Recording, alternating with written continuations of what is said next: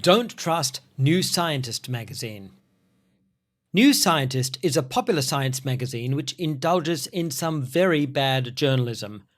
Despite its professional appearance and the fact that its authors are typically staff members with a science background, it's easy to find New Scientist magazine producing wildly inaccurate pop science, especially in its online articles. This may be due to the fact that the company often hires freelance writers who are encouraged to narrativize their articles and use an eye-catching title. They do not require freelancers to have any particular qualifications in the subjects on which they write. In this video, I will show you 4 New Scientist articles which are full of bad science history as an example of why you shouldn't trust New Scientist magazine without validating its content with a more reliable source. Errors about Hypatia of Alexandria. To begin with, let's look at the online article Hypatia, published on the 8th of March 2003. This was not only published on the website, but also in the physical magazine. The article makes this claim about the 4th century philosopher Hypatia of Alexandria. Quote, "The tale is of Hypatia, history's best known female mathematician, inventor, and philosopher. She was born around AD 370 in the Greek city of Alexandria, and by AD 400 she had risen to become the head of the Neoplatonist school in Alexandria." End quote. This is off to a bad start. If you want to know the facts about Hypatia and the myths surrounding her, I have a 5-minute video on this. See the link in the video description. Let's look at the New Scientist article in more detail. Contrary to the article, Hypatia is not history's best-known female mathematician, inventor, and philosopher, and there is no evidence she was an inventor or the head of the Neoplatonist school in Alexandria.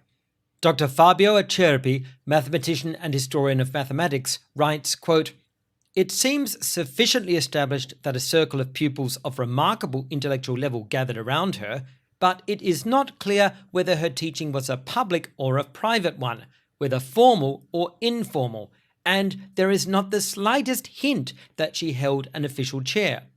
She was never the head of the Platonic school in Alexandria." End quote.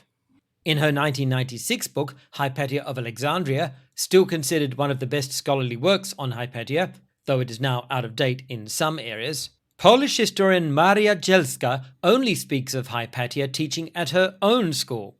In ancient philosophy, a school often referred to a system of thought taught by an individual philosopher, either at a formal institution of learning, which taught a range of topics, or in their own institution, or even their home, which could also be referred to as a school.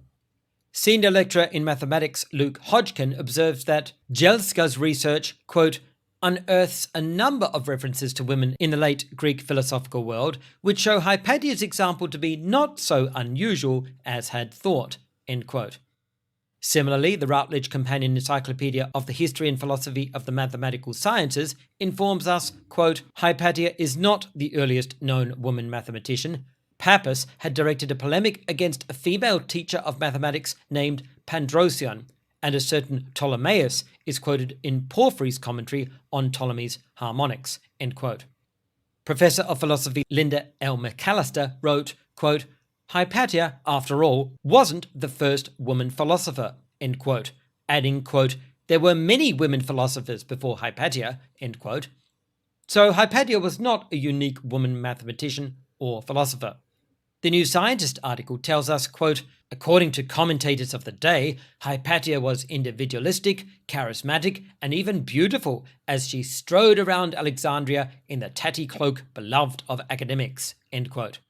But there are no commentators of the day who tell us anything like this.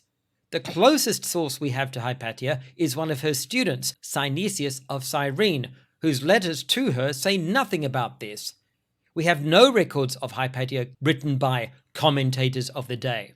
The New Scientist article also presents us with some of Hypatia's supposed wisdom, telling us, quote, "Reserve your right to think, for even to think wrongly is better than not to think at all," was one of her sayings, end quote.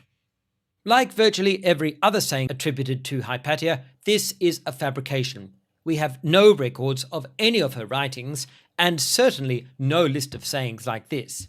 Asherabi, cited previously, writes, quote, "No testimony about her philosophical writings has survived, and it is reasonable to doubt that any such writings ever existed." End quote.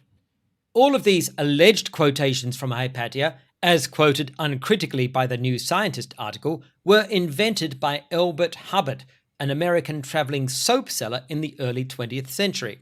All such quotations attributed to Hypatia or her father are the invention of Hubbard, who had no historical training and simply made them up.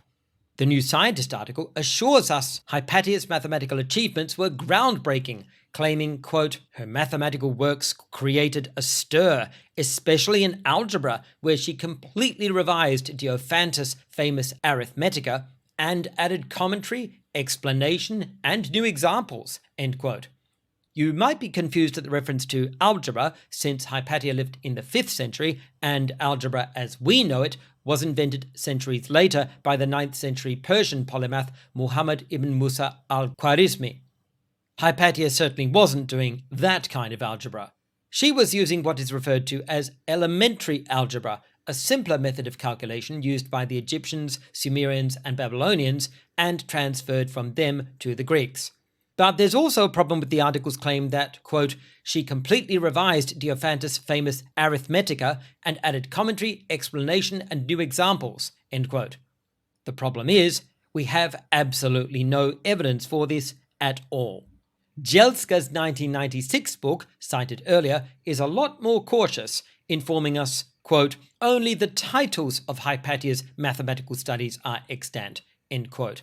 She cites 2 ancient sources for information on Hypatia's mathematical skill: the church historian Philostrategius, who she says, quote, "writes that having been introduced by her father to the arcana of mathematics, she eclipsed her teacher not only in mathematics, but above all in astronomy," end quote. And the Greek grammarian Hesychius of Miletus, who she says, quote, "stresses her own abilities in the context of her work with her father," end quote.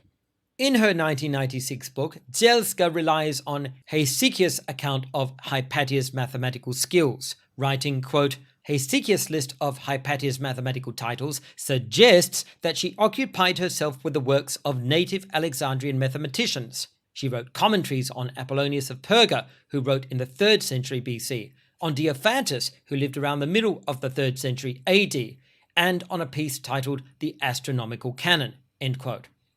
However, there are serious problems with all of this. The first is that although Philostrategius was a contemporary of Hypatia, living from around 368 to 439 CE, his original work has been lost and exists only in the form of a condensed version written much later by the 9th century historian Photius. Even this condensed version tells us very little about Hypatia. Instead of a direct quotation from Philostrategius, Photius only gives us his summary of what Philostrategius wrote, telling us, quote, "he says that Hypatia, Theon's daughter, practiced the sciences under her father's direction, but became much better than her teacher, especially at stargazing, and introduced many people in the sciences," end quote. This tells us nothing reliable or even specific about Hypatia's skill in mathematics, and certainly tells us nothing about any mathematical works she wrote, edited, or commented on. As we've seen in her 1996 work, Jelska wrote that the titles of Hypatia's mathematical works were recorded by the Greek grammarian Hesychius of Miletus. But there's a problem with that as well. Firstly, Hesychius lived in the 6th century, over 100 years after Hypatia. Secondly, his is the only existing list of any of her works. Now that by itself may not seem like a problem, but it does present us with the scenario of a famous Alexandrian mathematician who was known to be more skilled than her own father, writing a number of works which were either original mathematical research or edits of or commentaries on the work of earlier famous mathematicians, and yet none of her contemporaries mention any of this. None of the works was cited in any other mathematician's work, and even the only list of these works was recorded a century later in the works of a grammarian. This is highly unlikely for the era. During this period, mathematicians who were famous typically taught in formal academies, and students were expected to record their teachings and sometimes wrote commentaries on them. Additionally, mathematicians sometimes wrote commentaries on each other's work, attempting to critique it or expand on it. This is one of the reasons why we have so many different records of so many classical and ancient texts. If Hypatia wrote groundbreaking work on algebra, commentaries on the astronomer Apollonius of Perga, a revision of the work of mathematician Diophantus, and a correction of the work of the astronomer Ptolemy, then why was none of this mentioned by her contemporaries, and why are there no records of any mathematician commenting on her own work or even citing it by name? Why would the first, and in fact only, list of her works appear over 100 years later? Consequently, many scholars are skeptical that Hypatia wrote any such works. Mathematician and historian of mathematics Professor Fabio Acerbi writes, quote, "Even more implausible is the hypothesis that Hypatia compiled new tables of which nothing has survived." End quote. We have several letters written to Hypatia from Synesius, who was not only a contemporary, but arguably her most devoted student, in which he raises many subjects. But although he praises her philosophical wisdom and writes about astrology, a book he wrote on dreams, and fate, typical Neoplatonist concerns, he never writes anything about mathematics except as a spiritual discipline. For example, he talks about sacred geometry, the religious idea that geometric figures and numbers have spiritual meanings which are revealed only to the wise and discerning, and which are important for the improvement of the soul. But this is very far from secular geometry, and Synesius never shows any interest in solving the kinds of geometric problems on which earlier mathematicians such as Archimedes had worked. Jelska also tells us how much Synesius wrote about, quote, "how great an inspired teacher of Neoplatonic philosophy she was, a mystic who ardently taught her disciples to treat philosophy as a sort of religious mystery," end quote. This doesn't sound like Synesius regarded Hypatia as any kind of groundbreaking mathematician. Quoting from Synesius' letters, Jelska tells us that he and the other students called Hypatia, quote, "the lady who is a genuine guide in the mysteries of philosophy," end quote, and, quote, "a blessed lady," end quote, with a, quote, "divine spirit," end quote. This is the language used by the enthusiastic student of a spiritual guru, but it is not the language of a student of mathematics to his secular professor. If Synesius regarded Hypatia as a groundbreaking mathematician who was commenting on, editing, and correcting the work of famous earlier mathematicians, he certainly never mentions it. Synesius certainly never even hints that Hypatia has been commenting on, editing, or correcting the works of any previous mathematicians and astronomers, and he never mentions any of their names. In her 1996 work, Jelska seems to be aware of this, writing, quote, "those of her students whose names we do know do not seem to have operated as her associates. Our sources, and especially Synesius' letters, indicate that she lectured to them on mathematical and astronomical matters, but did not involve them in editing or commenting on the texts of Alexandrian mathematicians and astronomers. Instead, we learn that Hypatia initiated her students, as did perhaps her father, into the more practical business of studying the mathematical astronomical secret mysteries," end quote. So Jelska seems to imply Hypatia was actually editing, commenting on, and correcting the work of previous mathematicians and astronomers. She just wasn't getting her students involved in it or telling them about it. Even if this is true, it does seem particularly unusual that there is no evidence that even her most devout student had any idea she was involved in such work. Neither any of Hypatia's scholarly contemporaries nor her students show any knowledge of her producing actual mathematical work of this nature. There is not even a hint of it in the historical record until Hesychius' list of titles a century later, and we don't even know what his source for this was. Consequently, it is unsurprising that Hodgkin, cited earlier, wrote in 2013, quote, "On the other hand, although her ability as a mathematician is well documented, and at least the titles of some works have been preserved, There is no extant text attributed to Hypatia, no Hypatia's theorem, no discovery which tradition assigns to her." End quote. Similarly, Emeritus Professor Ruth Watts, who specializes in the history of education and gender, wrote in 2013, quote, "We know only a little about Hypatia, not so much because she was a woman and thus written out of history, but because, as with many other ancient scholars, we have no reliable evidence to show us exactly which parts of extant works, often commentaries, are hers." End quote. I think it's an overstatement to even suggest Hypatia was written out of history, given we have at least 4 ancient accounts of her life, including 2 contemporaries, and her historical influence has been massively disproportionate to her actual achievements. This is far more documentation than we have for some of the men who mentioned her in their own works, and certainly far more recognition. Likewise, in the 2008 Oxford Dictionary of Women in World History, mathematician Michael Deacon writes, quote, "Hypatia's work continued and extended this tradition of selecting, preserving, editing, and explaining extant mathematical texts. Little, if any, of her written work survives. Some possibilities have been advanced, but these are by no means universally accepted and remain controversial. Recently discovered Arabic translations of Diophantus may also include some minor works of hers, but again, the matter is disputed." End quote. It must be remembered that for Hypatia, mathematics was not a scientific discipline, it was part of her religious beliefs. As a Neoplatonist, she regarded mathematics as a spiritual endeavor with which humans could purify their immortal souls in preparation for their next reincarnation. Deacon, cited previously, writes, quote, "The Neoplatonism she espoused saw the human faculty of abstraction as the gateway to a transcendent reality, of which the world of appearance is only a shadow.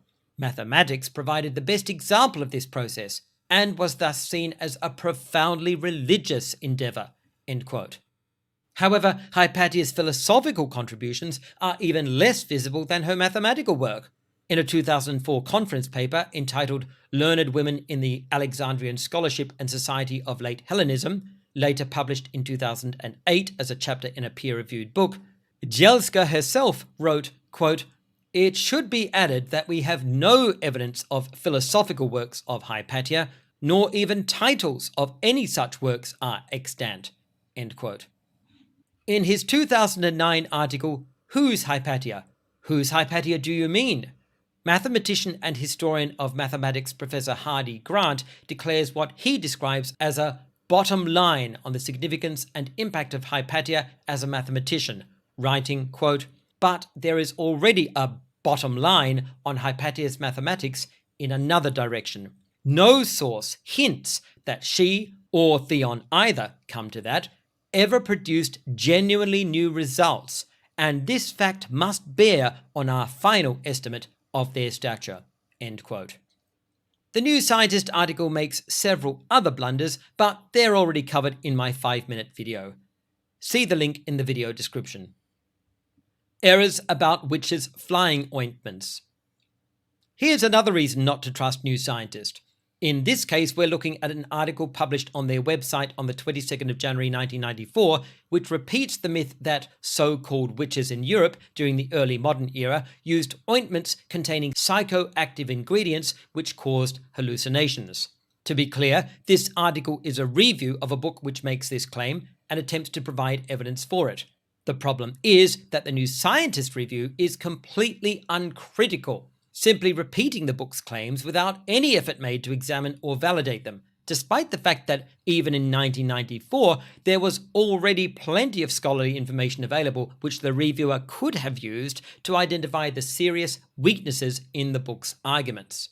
As a result, the New Scientist article repeats the book's claims as if they were indisputably true, making extraordinary statements such as, quote, "A witch wanting to fly to a witch's sabbat or orgiastic ceremony would anoint a staff with specially prepared oils containing psychoactive plant matter, as well as rather gruesome ingredients such as baby fat and human blood."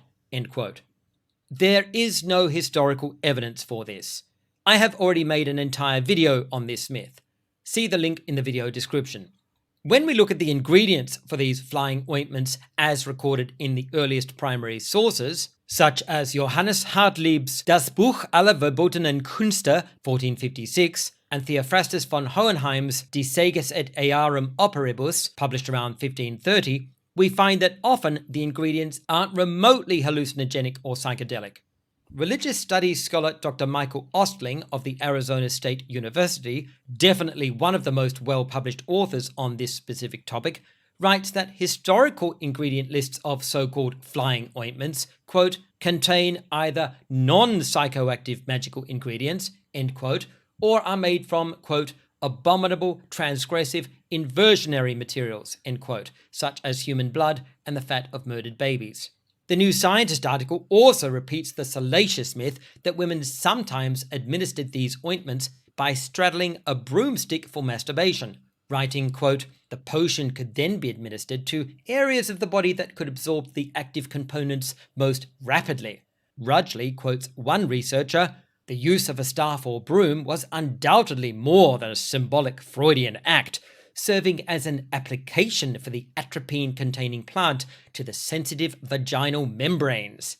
So now you know. End quote.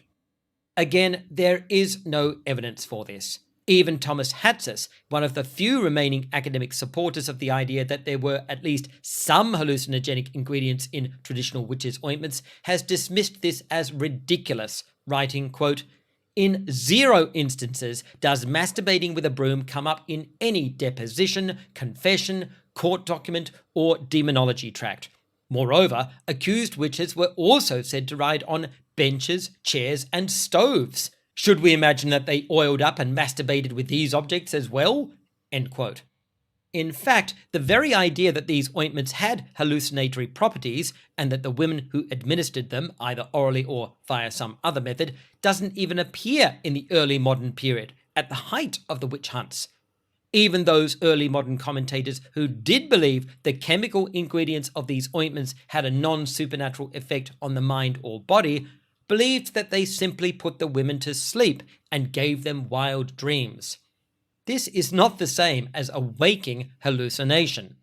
The first references I have found to the idea that flying ointments were actually hallucinogens or psychedelics used to alter consciousness and invoke waking dreams or visionary states don't date any earlier than the late 19th century, and even this is uncertain. The clearest references I've found so far date to the 1920s in Margaret Murray's Witch Cult in Western Europe, 1921. Murray's view that flying ointments were in fact hallucinogens appears to be a rationalist explanation for witch flight, which assumes the credibility of historical reports that witches were known to use ointment to fly. This assumption is highly questionable, and Murray's overall thesis that witches represented the survival of a pre-Christian pan-European pagan fertility cult has long been discredited. In 2022, a chemical study of the recorded medieval preparation methods of ointments and other medicinal products tested the results of preparing ingredients from the Solicinae plants traditionally believed to have been used in witches' ointments, including Atropa, Datura, Hyoscyamus, Mandragora, and Scopolia. The study found that medieval preparation methods produced ointments which contained none of the poisonous psychoactive ingredients of these plants. So even if these plants were being used by women to make flying ointments, the resulting product would have lacked the psychoactive chemicals which supposedly caused hallucinations. Errors about Eunice Foote and climate change.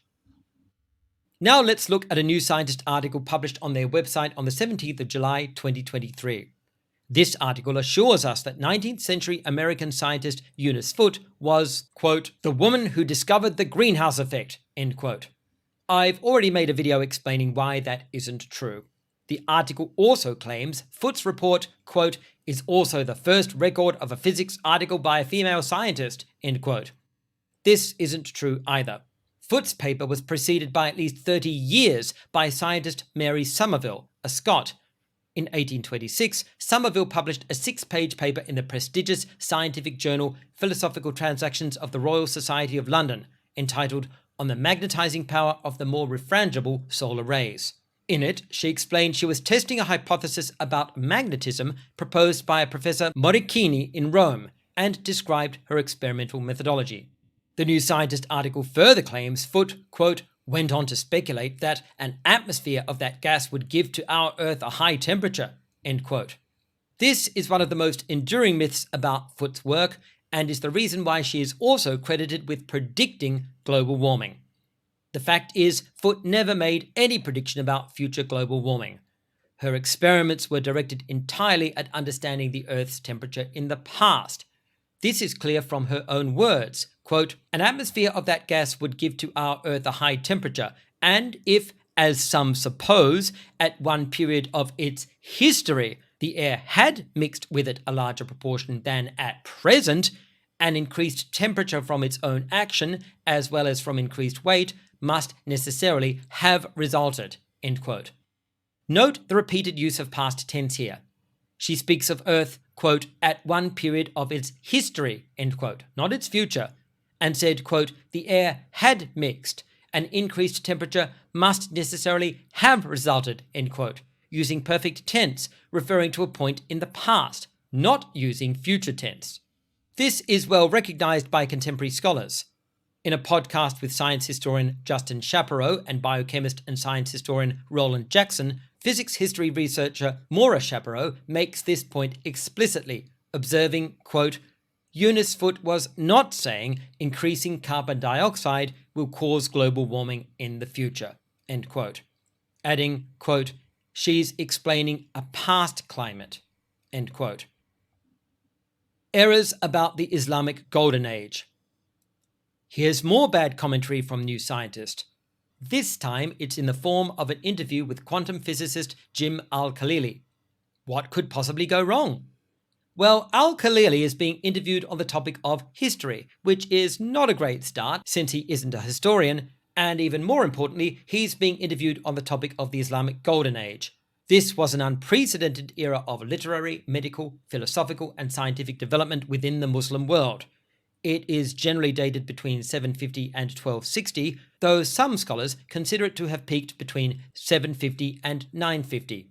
You might think I'm saying it's important that Al-Khalili is being interviewed on the Islamic Golden Age because I'm going to reveal he's a Muslim and consequently personally biased on the subject. Well, no. Al-Khalili is a very definite atheist, though he has no problem with religion when it stays out of science and keeps to matters of faith. So he's not going to be biased on this subject out of religious belief. The real issue is that he has a very antiquated view of European history during the time of the Islamic Golden Age, and a very overinflated view of the Islamic Golden Age itself. He subscribes to the view that Europe languished in the Dark Ages, at a time when other parts of the world were experiencing scientific advancement. In an interview with the British Broadcasting Corporation, broadcast on the 13th of November 2020, Al-Khalili said, quote, just because Europe was stuck in the Dark Ages, we shouldn't assume that the rest of the world had stagnated. There was this great flourishing of scholarship and discovery in the Islamic world of the Middle Ages, end quote. The view that Europe experienced a Dark Ages was abandoned very long ago by mainstream historians of science, mainly since it was a literary invention of the Renaissance and further fabricated by 18th century and 19th century historians who opposed the Catholic Church and wanted to depict the Church as historically destructive to science. Additionally, Al-Khalili does have another distinctive bias.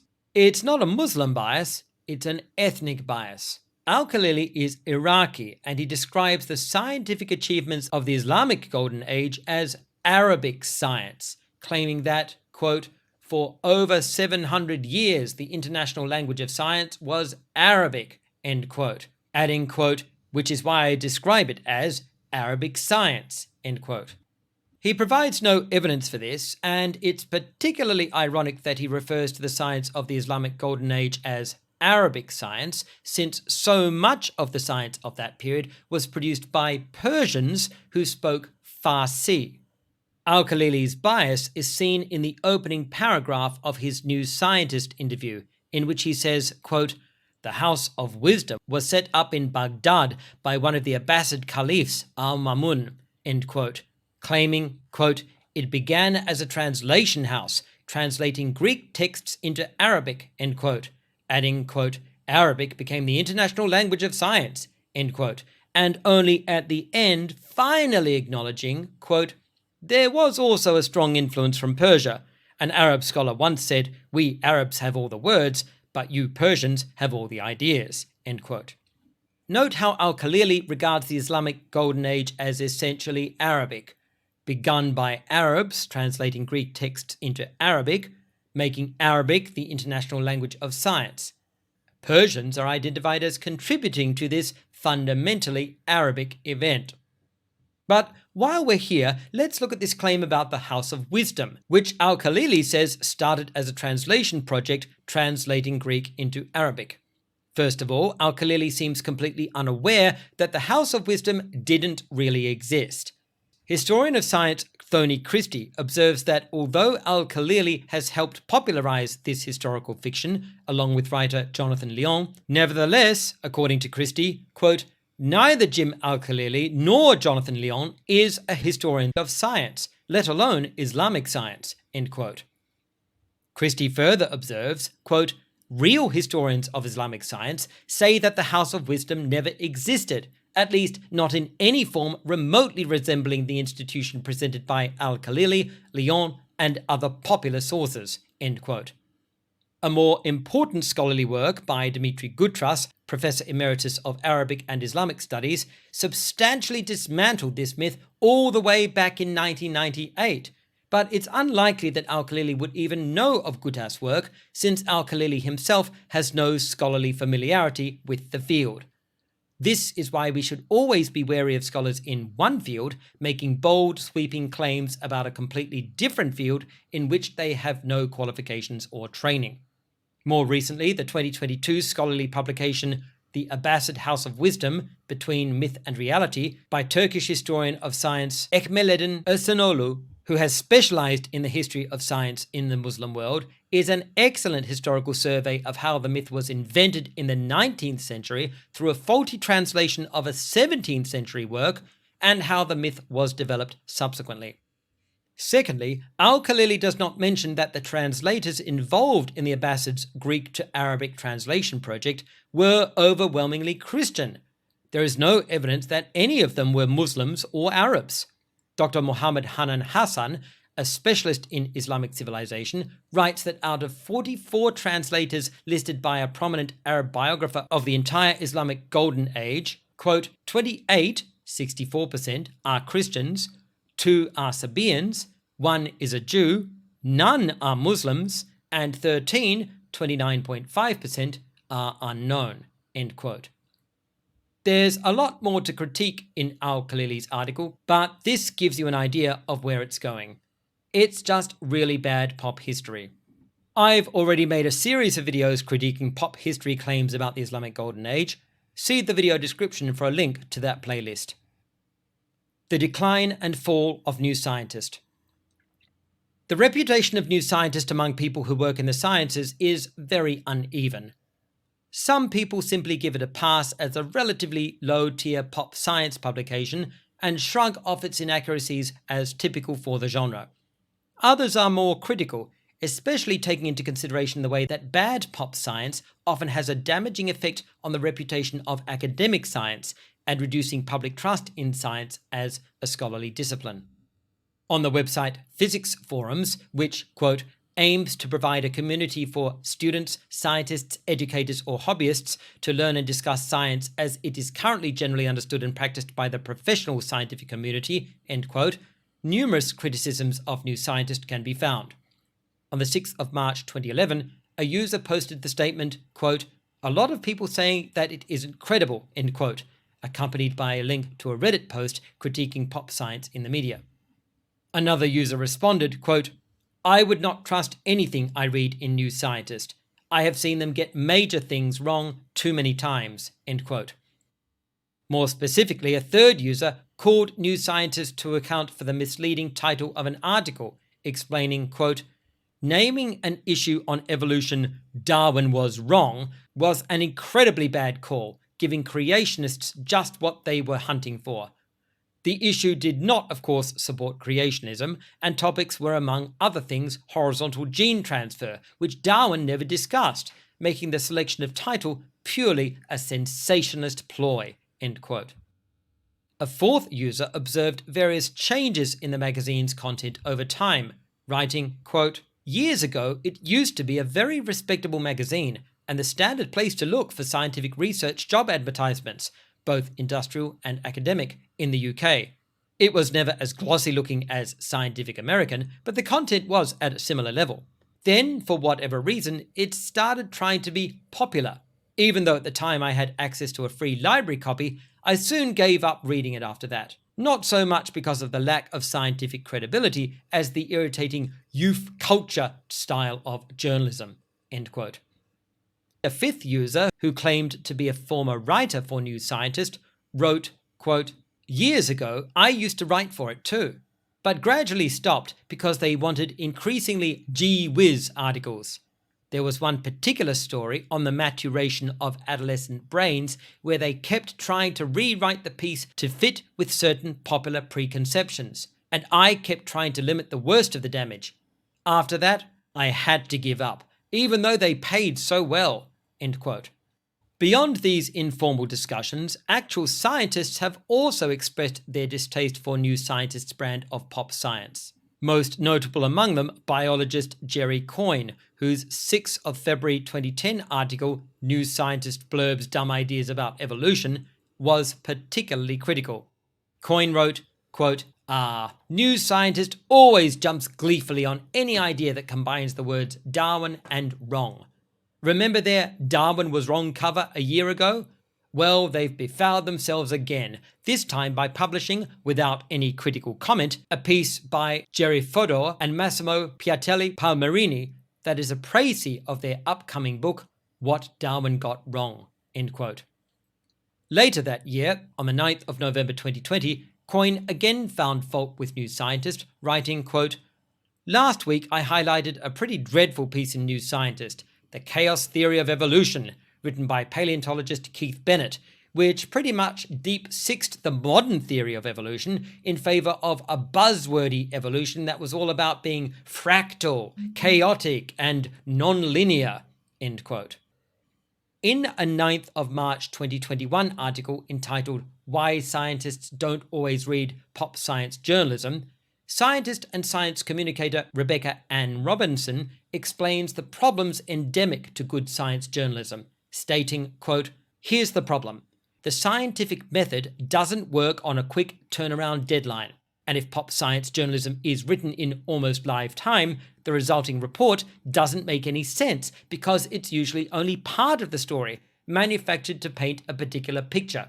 Furthermore, I'll wager that it'll almost never match what is later published in an actual scientific journal that, in all likelihood, the public will never read." End quote.